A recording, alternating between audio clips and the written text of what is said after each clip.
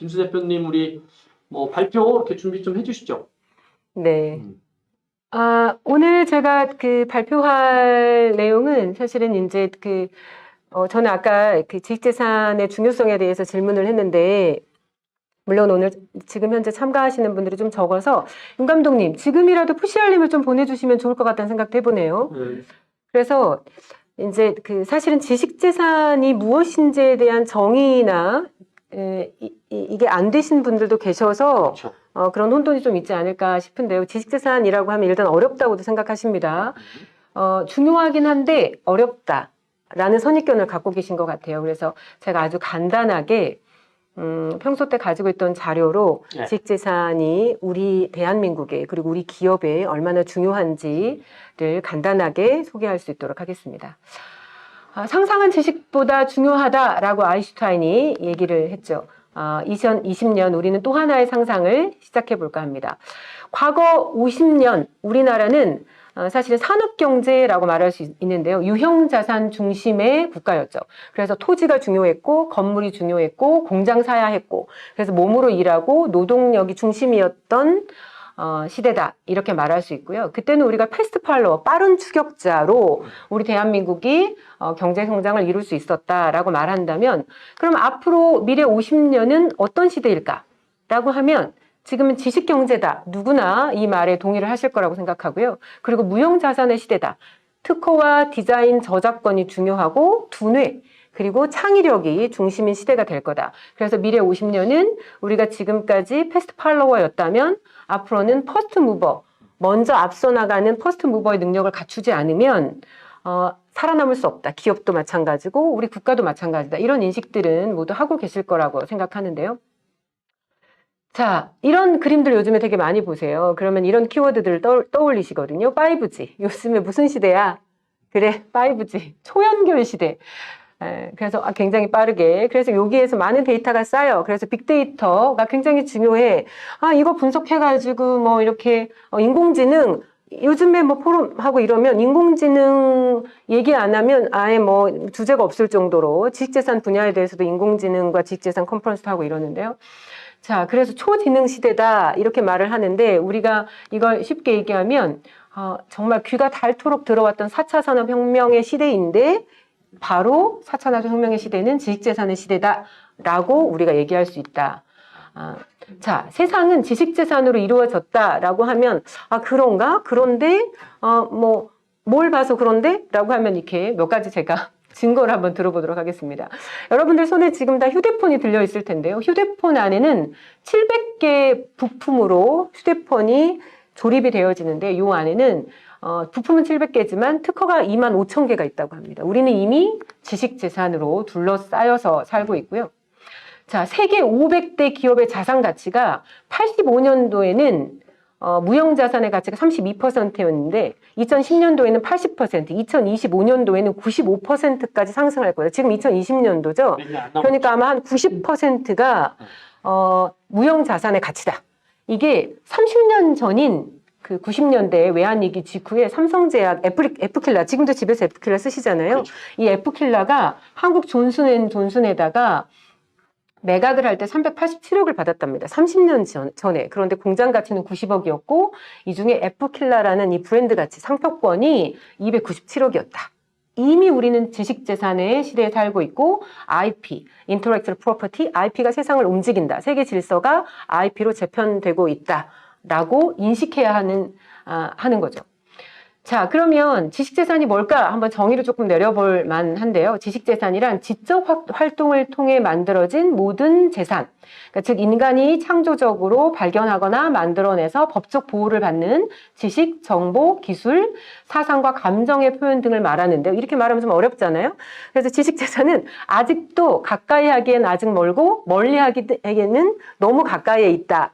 그래서 대표적으로 이런 거 특허, 아이디어, 웹툰, 드라마, 영화, 노래, 책, 여행 서비스 이런 것들이 모조리 다 지식재산이다 이렇게 이해하시면 되겠습니다. 그래서 no IP, 지식재산 없이는 no future, 미래도 없다.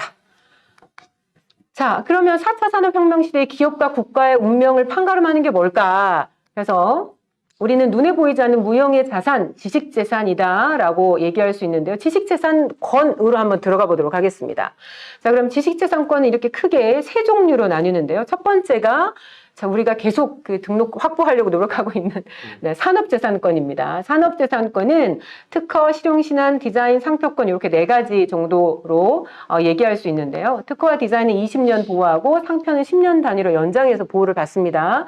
자, 산업재산권 같은 경우는 특허청 가서 출원하고 등록하셔야 권리를 보호받는 거고요. 저작권은 뭐냐라고 하면 어제 저녁에 쓰다만 일기도 저작권이 있습니다. 그런데 이제 등록을 하지 않으면 나중에 내가 증명해야 하거든요. 근데 등록을 해놓으면 내가 저작권자다라는 걸 쉽게 증명할 수 있는 거죠. 그래서 저작권 같은 경우는 우리나라가 사후 70년, 죽어도 70년까지 그래서 유산으로 요즘은 저작권이나 이런 지식재산권을 내가 우리 아이들한테 물려줄 유산으로 생각하시는 분들도 굉장히 많다라고 얘기를 드릴 수 있고요. 김수 대표님, 그 약간 혼동이 있을 것 같아요. 저기 네. 밑줄 빨간색으로 네. 등록을 하지 않아도 네. 70년간 보호가 됩니다. 네. 그럼 아까는 이제 등록을 해서 산업재산권은 등록을 해야 하고 네. 저작권은 등록을 하지 않아도 제가 그 권리를 70년간 사후에 70년간 보호받을 수 있는데 이제 등록을 하지 않았을 때 분쟁이 생길 수 있는 거죠. 그렇죠. 그런데 이제 등록을 해놓으면 확실히 저작권이 있다라고 인정을 쉽게 받을 수 있다라는 거죠. 그렇죠. 그러니까 내가 등록하지 않았다 그래서 저작권이 없는 건 아닙니다. 이제 분쟁이 생겼을 경우에 그렇죠. 깔끔하게 해결할 수 있는 그렇기 때문에 거죠? 사실은 그 저작권 등록하는 게 굉장히 간단하거든요. 그러니까 저 저작권 몇만 원 안 들여도 등록할 수 있으니까 등록을 해두시면 사실은 좋겠습니다. 알겠습니다.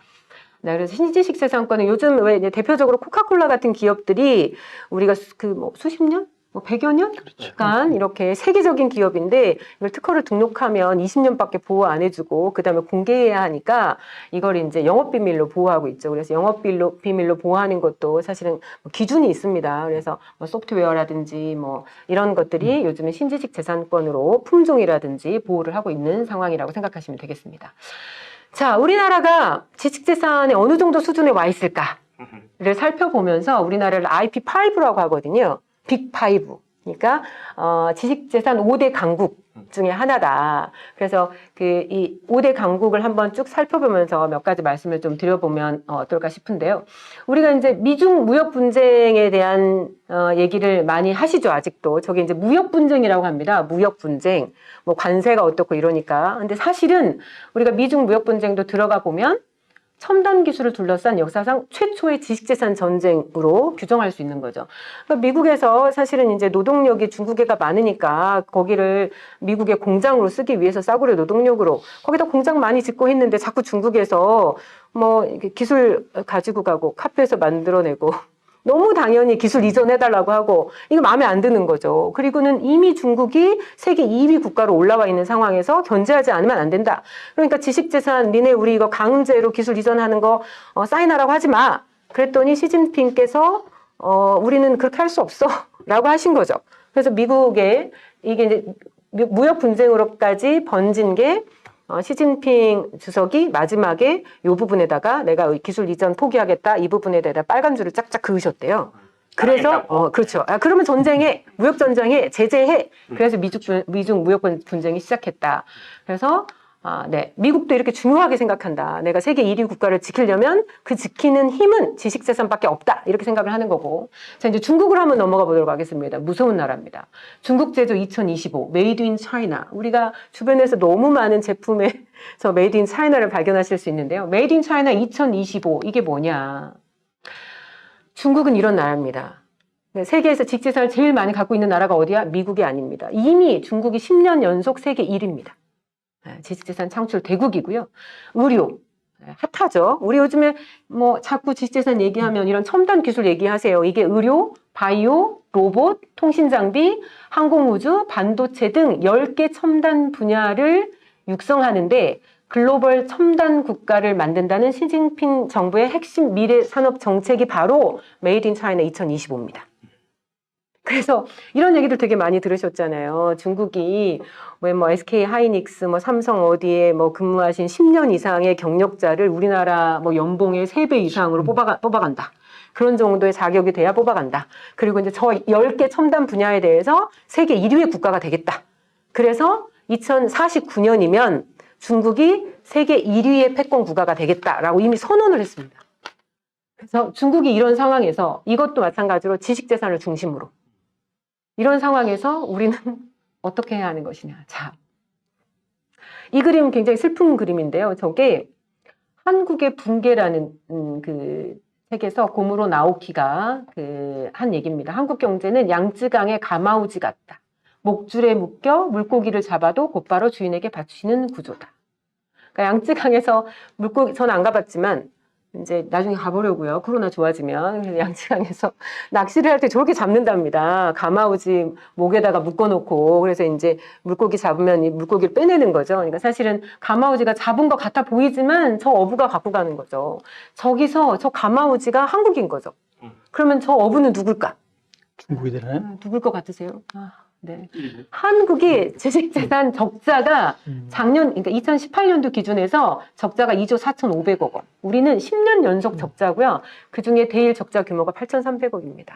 그러니까 뭐 30%가 넘는 거죠. 일본이 지식재산 흑자 10년 동안 5.8배 성장을 했고요. 흑자가 28조 3천억 원. 자, 이런 상황이기 때문에 일본의 경제 도발이 가능한 거죠. 우리 소부장 되게 얘기 많이 들으시잖아요. 이거 사실은 뭐 따라 만드는 거 얼마든지 가능합니다. 일본은 그래서 사실은 산업재산권에 대해서 뭐 이걸 확보하기 위한 노력도 많이 하지만 사실 요즘은 신지식재산권으로 이거 20년 있다가 풀어야 하니까 이걸 영업비밀로 보호하는 이런 정책들을 더 많이 쓰고 있는 상황이고요. 그래서 저런 지식재산에 대한 그 자신감 때문에 우리 한국의 경제 도발이 가능했다라고 해석할 수 있습니다. 자, 유럽도 한번 가보도록 하겠습니다. 벌써 3개국 보셨고 이제 네 번째 유럽인데요. 유럽 하면 저희가 이제 이런 얘기를 하죠. 유럽은 지금 이제 유럽 지식재산청이 있어가지고 유럽은 그 유럽 지식재산청에다가 등록을 하면 됩니다. 지식재산, 산업재산권을 등록하면 되는데 유럽은 세계 2차 대전이 끝날 때까지 보면 세계에서 가장 전쟁의 위험이 높은 대륙이었죠. 그러니까 맨날 싸웠잖아요. 맨날 지들끼리 싸우고 언어도 다르고 뭐 그런 대륙이다라고 얘기할 수 있습니다. 그런데 지금 2020년 시점에 한번 우리가 보자는 얘기입니다. 그러면 전 세계에서 가장 평화로운 대륙이 어딜까? 어딜까요? 유럽이죠. 네, 우리 별이사님이 유럽이라고 인정해 주셨는데요. 불과 한 50년 전에 가장 전쟁의 위험이 높은 대륙이었는데 어떻게 가장 평화로운 대륙이 됐을까? 우리가 이 정답도 지식재산에서 찾을 수 있습니다. 그러니까 유럽이 치고받고 싸웠지만 세계대전 끝나고 나서 그때 경제의 기반이 뭐였냐, 돈이 되는 게 뭐였냐, 기반이 뭐였냐 그러면 석탄하고 철강이었던 거죠. 저때. 그래서 자, 우리가 치고받고 정치적으로는 싸우더라도 경제적으로 석탄의 보유 물량이 각 국가에 어떻게 있는지 이거에 대한 금액도 통일하고 철강에 대해서 통일하고 이거 하자. 그걸 1952년도에 만든 거죠. 그래서 2차 세계대전이 끝나고 나서 52년도에 유럽에서 석탄 철강 공동체를 만들어서 저게 기반이 되어서 EU가 탄생이 된. 경제 공동체가 탄생이 된. 그래서 경제가 통일되고 나니까 공동체가 되고 나니까 전쟁의 위험이 사라진 가장 평화로운 대륙이 됐다. 그래서 자 그러면 지금 이제 역으로 이런 질문을 드려볼게요. 지금 2020년대에 가장 전쟁의 위협이 높은 대륙은 어딜까? 어느 지역일까? 한반도인가요? 한반도 대륙으로 얘기하면 여기 동북아라고 동북아. 할 수 있습니다. 네, 동북아. 자, 그러면 우리는 이 시대에 뭘 해야 할까? 유럽이 전쟁을 끝내고 나서 석탄 철강 공동체로 경제 공동체로 발전시켰듯이 우리는 지금 현재 지식재산권 속지주의입니다. 그래서 뭐 미국에서 특허 내려면 미국에다 등록하셔야 되고 중국, 일본 각각 등록하셔야 돼요. 그런데 이 한중일을 저희가 주로는 동북아라고 표현을 하죠. 이건 넓게 얘기하면 저기 뭐 몽골에다가 여기 밑에 대만까지 다 넣어서 얘기하지만 저희가 이제 한중일 3개국. 그럼 이 3개국이 보유하고 있는 지식재산이 자그만치 전 세계 지식재산의 62%. 어마어마하죠? 그러니까 이 3개국의 지식재산이 현재는 각각 속지주의로 해당 국가에다가 등록을 해야 되는 상황인데, 자, 요 3개국의 지식재산만, 동북아 지식재산청이라고 만들어서 이거를 대한민국에 두어서 등록을 하게 한다면 얼마나 좋을까? 와, 좋은 생각이시네. 네. 이게 바로 2020 동북아 지식재산 공동체입니다. 네. 그래서 우리 여기 동북아 지식재산청에다가 등록을 하면 중국에서도 유효하고 일본에서도 유효하고 한국에서도 유효하고 그래서 62%가 그럼 통일이 되는 거예요. 이거 통일되고 나면 아시아가 가지고 있는 지식재산이 80%입니다. 그러면 80%가 통일이 되는 거죠. 우리나라가 중국과 일본의 이런 우리나라보다 훨씬 강대국이 서로 싸우느라고 분명히 동북아 지식재산청을 그 나라에 둘 수가 없습니다. 우리가 여러 가지 전략을 가지고 있거든요. 대한민국에 동북아 지식재산청을 둘 수밖에 없는 상황이다. 우리나라가 진짜 동북아 지식재산청을 설립해서 운영한다면 그러면 동북아 지식재산청 다음은 아시아 지식재산청을 운영할 수 있습니다. 80%. 그리고 나면 세계 지식재산의 허브, 세계 지식재산청을 유치해서 우리가 운영하는 것은 식은죽 먹기다. 그래서 일단은 이 3개국의 지식재산을 통일하는 작업부터 시작해야 한다. 이렇게 된다면 유럽의 사례처럼 유럽의 석탄철강 공동체처럼 우리가 우선 동북아의 지식재산 공동체를 만든다면 가장 평화로운 대륙, 우리 한반도의 평화를 이룰 수 있을 거다. 그러니까 뭐 햇빛 정책을 했고 뭐 북한하고 어떻게 해야 하고가 중요한 게 아니라 우리는 사실은 지식재산의 관점에서 평화도 해석할 필요가 있다. 라는 주장이고요. 자, 우리나라 한번 가보도록 하겠습니다. 우리나라 지금 수준이 어떤지. 우리나라는 특허 출원 세계 4위의 국가입니다. 무서운 나라죠. 인구는 5천만밖에 안 되는데. 그래서 인구당 출원수로 하면 세계 1위입니다. 네. 그런데 자, 그러면 여기서 이쯤에서 이런 생각이 들지 않으세요? 지식재산의 시대래요. 아까 무형자산, 세계 500대 기업의 무형자산이 한 90%가 무형자산의 가치다. 그럼 우리나라가 특허 출원이 세계 4위면 경제 규모도 한 4위쯤 돼야 하는데 왜 12, 11위 이런 얘기하고 있냐. 그리고 인구당 세계 1위 국가이면 저희가 1인당 GDP가 세계 1위는 돼야 하는 거 아니냐. 그런데 그렇죠? 그런데 그렇지 않습니다. 네, 그렇지 않습니다. 자, 그래서 한번 들여다보도록 하겠습니다. 자, 미국 가보겠습니다. 미국은 이게 뭐냐면 뭐 이제 아는 분이 좀 보이시죠? 네, 이게 이제 미국의 50대 부자, 1등부터 50등까지 부자를 조사를 한 건데요. 미국에서 1등부터 10등 안에 부자 중에 창업자가 몇 명이나 될까? 몇 명이나 될까? 엊그저께 보니까 현대자동차 같은 경우도 3세 경영을 시작을 그렇죠. 했다. 네. 그런 얘기를 들으셨잖아요. 그러니까 상속자가 아니라 창업자가 도대체 몇 명이나 될까? 네. 그러면 저 50대 기업 중에서는 창업자가 몇 명이나 될까? 이 창업자라는 얘기는 이런 얘기잖아요. 창업자라는 얘기는 내 기술로 내가 창업해서 돈 벌었을 때 인정받을 수 있는 국가냐. 그렇죠. 이런 얘기인 거잖아요. 내가 죽어도 가난을 극복할 수 없다. 뭐 재벌 아니고 우리 중소기업이 절대로 성장해서 큰 기업이 될 수 없다. 될 수 있는 국가냐 아니냐. 그 방시혁 같은 경우가 나와야 되는 거죠. 그렇죠. 뭐 대프콘 기업 요즘에는 뭐 회장이 아니고. 유니콘 기업이 아니라 요즘 뭐 대프콘 기업이라고 하나? 그런 얘기 하는 거죠. 10조 맞아. 뭐 1조가 아니라 10조 기업을 만들겠다. 뭐 이런 얘기 하는데요. 자, 미국은요.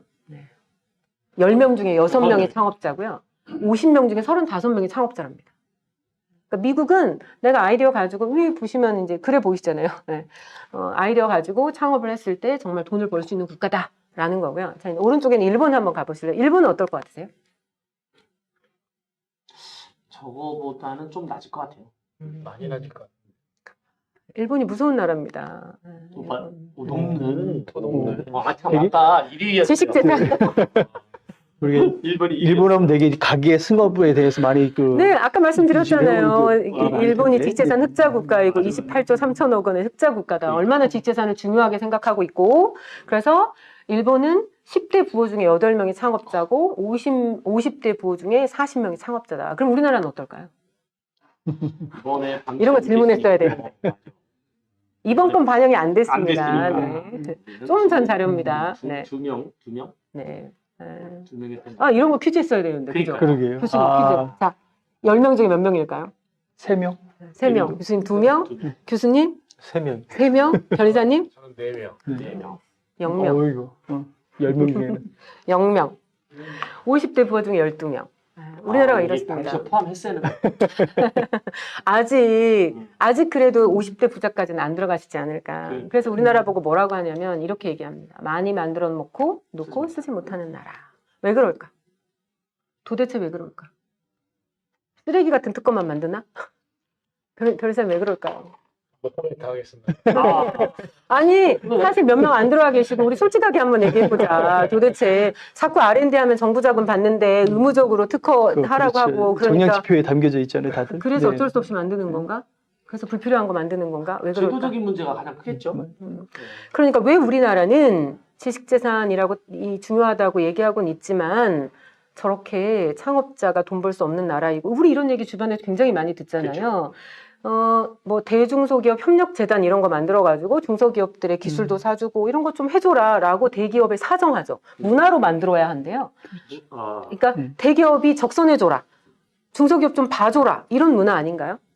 그런데 우리나라는 어떠냐면 그 대기업이 중소기업의 기술을 사줄 필요가 없는 나라인 거죠. 그렇죠. 네, 훔쳐가는 게 훨씬 싸거든요. 훔쳐가는 게 왜 그러냐면 미국 같은 나라는 예를 들어 내가 생산 능력이 그 1,000만 원밖에 안 돼요. 내가 1,000만 원밖에 없는데 이 물을 잘 만드는 기술을 가졌습니다. 그런데 이제 교수님이 한 1,000억쯤 이 물을 만들 수 있는 기술을 갖고 있는 생산 능력을 가진 기업이세요. 근데 제 걸 이걸 몰래 훔쳐가셨어요. 그래서 만들었어요. 그럼 미국은 판결이 이렇게 나옵니다. 얼마 물어주라고? 내가 번 거. 1,000억 물어주라고 쉽게 얘기하면 1,000억 물어주라고 판결이 나옵니다. 근데 우리나라에서는 내가 1,000만 원짜리 훔쳐가서 여기서는 1,000억을 벌었는데 우리나라에서는 얼마 물어주라고 나올까요? 1,000만 원. 그렇죠. 근데 그것도 특허법원 가가지고 소송하고 분쟁하고 해가지고 뭐 지금 그 평균 손해배상액이 1억을 넘은 지가 얼마 안 됐죠? 뭐 1억이 넘었다느니 뭐 이런 소식이 있었습니다. 그러니까 이게 무슨 말이냐면 오래 걸립니다. 한 3년, 5년 걸리고요. 특허 무효가 나오는 경우도 굉장히 많고요. 그래서 죽으라고 이거 개발해 봤자 저쪽에 특허 무효 소송하면 무효 소송이 한 50%씩 나오죠, 변호사님. 그렇죠. 이런 상황이지. 그리고 이거 뭐 사주는 것보다 훔쳐다 쓰고 나중에 죄 있다라고 하면 한 3천만 원 물어주면 되는 거, 한 5천만 원 물어주면 되는 거. 그러니까 절대로 대기업이 중소기업의 기술을 사지 않는 거죠. 그러니까 이제 정부에서 R&D 하라 그러니까. 거기에 이제 특허 그게 의무적으로 정량지표에 들어가 있으니까 벤처기업 유지하려면 또 특허 있어야 하고 아까 대출 받으려면 특허 있어야 하니까 어거지로 만들어 놓는 거죠. 그리고 이걸 잘 쓸 수 없는 거죠. 그래서 우리가 만들어 놓고 쓰지 못하는 나라라는 오명을 쓰고 있지 않나. 자, 우리가 이제 이런 얘기합니다. 우리 대한민국, 우리 기업들이 우리 대한민국이 이런 갈림길에 서 있다. 가마우주로 갈 것이냐, 지식재산 식민지로 갈 것이냐, 아니면 지식재산 강국으로 갈 것이냐. 이제는 결정하고 행동해야 한다. 자, 그래서 우리나라도 이제 이렇게 움직이기 시작했습니다. 이제 너무 슬픈 얘기만 하면 우리가 안 좋으니까 이제 좋은 얘기도 좀 해보도록 하겠습니다. 2015년도에 특허 소송에 대한 관할 집중제도를 해서 판결의 전문성을 높이는 일도 했고요. 그래서 징벌적 배상제, 관할 집중, 증거 제출 명령, 증거 제출 명령을 확대해서 예전엔 손해 봤어? 우리 안기동 교수님이 제 기술을 훔쳐가서 제가 손해를 봤는데 이 손해에 대한 증명을 제가 했어야 되는 거예요. 그러면 이제 증거를 내라. 그런데 안기동 교수님 안 내는 거예요. 그렇죠. 그러면 제가 이걸 증명할 방법이 없어서 손해배상을 못 받았던 거예요. 그런데 이제는 그 증거 제출 명령에 대해서도 확대를 해서 이걸 미국 같은 경우는 이렇게 하고 있는 거죠. 이걸 안 내면 내 주장을 그냥 받아들여 버리는 거예요. 그러니까 적극적으로 소명해야 하는 거죠. 그렇죠. 그래서 우리나라도 이제 저런 부분들에 대해서 침해 입증을 한결 쉽게 하는 법도 통과를 시켰고요. 그다음 2017년도에는 국제재판부도 설치를 했습니다. 그런데 안타깝게도 아직은 제가 최근 기사까지 보니까 뭐 2건 국제재판부를 설치를 했지만 2건 했답니다. 2건. 저게 얼마나 중요하냐면 이런 얘기 되게 많이 들으셨잖아요. 특허 괴물, 특허 군대. 그러니까 이제 특허를 잘 보호하는 입장에서 보면 국가 입장에서 보면 특허 군대라고 표현할 수는 있지만 내가 이제 몰래 글씨체 쓰고 몰래 프로그램 다운로드 받아가지고 쓰다가 회사에 저도 예전에 그런 경험이 있거든요. 네. 그래서 이제 그러면 이제 저게 괴물로 보이는 거죠. 그래서 이제 미국 같은 경우는 이제 특허법도 굉장히 지식재산법이 잘 돼 있어가지고 이렇게 소송도 굉장히 많이 하는데 미국에서 내가 이겨갖고 와야 속지주의여서 각 국가마다 소송을 해야 합니다. 그런데 미국에서 이겨갖고 온 게 반드시 판례로 적용되진 않지만 영향을 미치는 거죠. 그냥 미국에서 안기동 교수님이 김수의 특허를 침해했어 라는 결과가 나왔다면, 결론이 나왔다면 한국에서도 그럴 확률이 높아지는 거죠. 그렇죠. 그래서 이제 이렇게 지식재산을 강력하게 보호해주는 국가에 가서 주로 재판을 받고 싶은 거죠. 그렇죠. 글로벌 기업들이. 그래서 주로 미국에서 많이 국제재판이 이루어지고 있는데, 자, 저게 굉장히 돈 되는 사업입니다. 국가적으로 봤을 때. 우리나라도 이걸 해야 하는데, 우리나라는 한국말을 쓰는 거예요. 그렇죠. 국제재판부는 뭐냐? 그러면 영어로 재판을 할 수 있게 해준 거고요. 우리나라가 사실은 그 사법 시스템이 굉장히 잘 돼 있습니다. 그래서 세계 1위예요. 뭐가 1위냐라고 하면 전자소송을 해가지고 속도가 빠르고 신속하다. 그리고 저렴하다. 이것 때문에 우리나라가 이제 1위인데 이렇게 그 좋은 사법 제도를 가지고 국제재판을 특히나 그 지식재산 재판 위주로 유치해 갖고 온다고 하면 그 우리나라가 세계 지식재산 허브가 되는데 굉장히 중요한 역할을 할 거다. 그래서 우선은 미국 거 뺏어오기는 좀 어렵지만 아시아 거.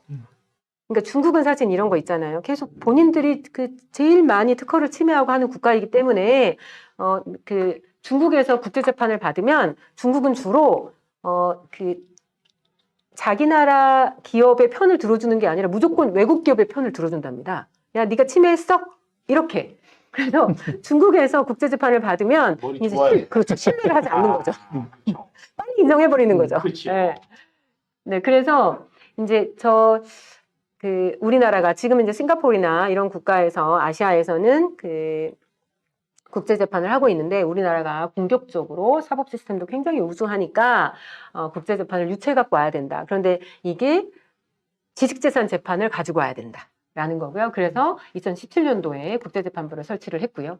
그리고 2018년도에 드디어 우리나라도 그 민사소송법에 근간한 내가 손해본 만큼만 물어준다가 아니라 징벌적 손해배상제로 3배까지 물어줘라. 고의로 침해했다면 3배까지 물어줘야 한다라는 법을 통과시켰고요. 올해 5월 달에. 저거 3배까지는 뭐 미국도 3배까지 아닌가요? 미국은 어떤가요? 저는 잘 모르겠어요. 그래. 미국은 아까 말했듯이 침해한 사람의 생산 능력으로 손해배상을 하게 되어 있습니다. 근데 우리나라가 이번에 정말 기쁜 소식이 있습니다. 여러분들 이거 모르셨죠? 자, 올해 2020년도 5월 달에 법이 통과했습니다. 조용히 5월 31일 날 21대 국회가 시작하면서 우리가 시끄러워갖고 잘 모른 거예요. 잘 모르죠. 저게 이제 우리 지역에 있는 박범계 의원님이 대표 발의하셔가지고 손해배상 범위를 미국처럼. 네. 자, 미국도 고의로 할 경우에는 3배까지 징벌적 손해배상제를 하고 있습니다. 그리고 침해자의 생산 능력을 기준으로 해서 손해배상을 하게 하는 법을 하고 있는데 우리나라가 이번에 이걸 통과시켰습니다. 6개월 후면 적용이 되니까 내년부터는 늦어도 내년부터는 그러니까 11월부터죠. 내년부터는 자 이제 대기업이 중소기업 거 미국처럼 훔쳐갔다가 걸리면 네, 좋습니다. 그래.